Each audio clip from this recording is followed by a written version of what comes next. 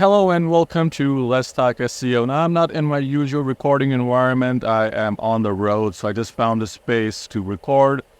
So the Google spam update has just finished rolling out. The spam update started rolling out on the 4th of October, and it had been rolling out for quite a few days. I think it was 2 weeks. And honestly, this has been pretty eventful because we had the core update, as I talked about in my previous video, that was running alongside it.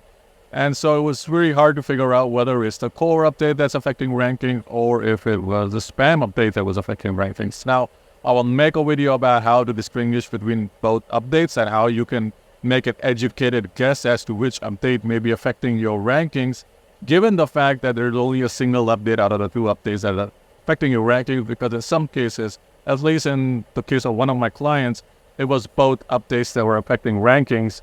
And once we addressed both those issues, rankings kind of sort of improved. So I'll go into make a road to recovery video that encompasses that. But for now, I'm still looking at the data. The data is still pretty scarce because it's just finished rolling it out.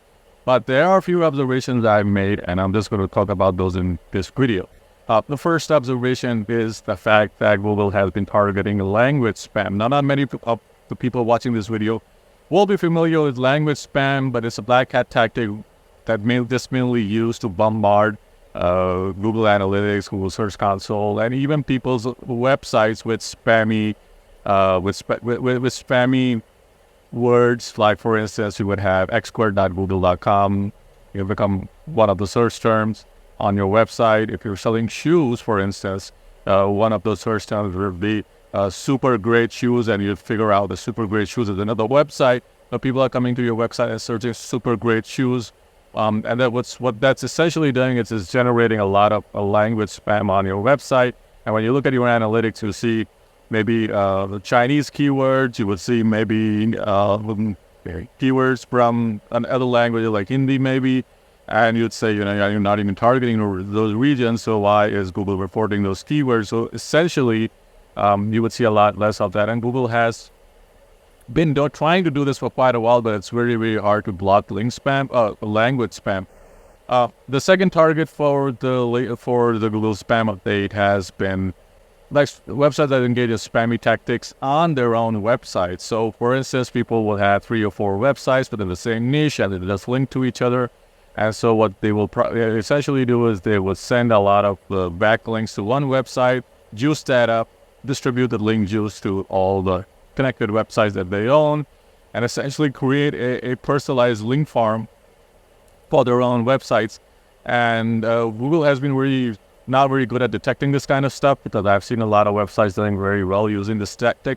Now, in Google's books, this is a black hat tactic. In my books, if it works and it's not necessarily against Google guidelines, which it's not, then it should be used. But I've never used this tactic, just except for some of my test websites. But a lot of SEOs and a lot of SEO companies use this for their clients. So they've probably been the hardest hit by this. There's no easy way to recover from this, because after you've been demoted by the link spam update, there could be a manual review of the site. And if they were manually penalized, try to recover a site, it becomes near impossible in my experience. But though it is still possible, but it's near impossible.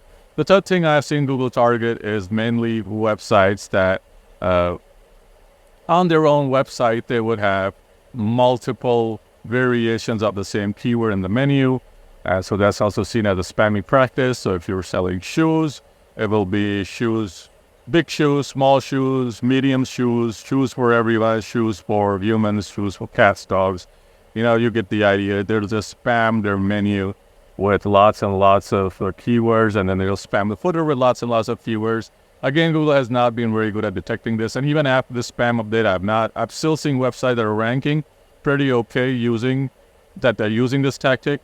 But my assumption is that Google has not really gotten down to hitting those websites, and Google might hit those websites. So if you're using this spammy tactic to rank a site for your own client site or your own site, maybe try to find another way to rank the site.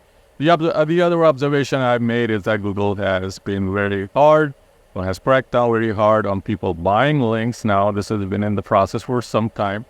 But my website that had no backlinks, or I've not purchased any backlinks for, have shot up in rankings. They've gone from page 3 to page 1 literally overnight, whereas the ones that I have actively building links to, even from relevant websites, have sort of seen a decline in their traffic and a decline in their rankings. Now, this could be for many more reasons, but yet it was right around the time of the spam update, and it was, we disavowed those links. Things kind of like improve.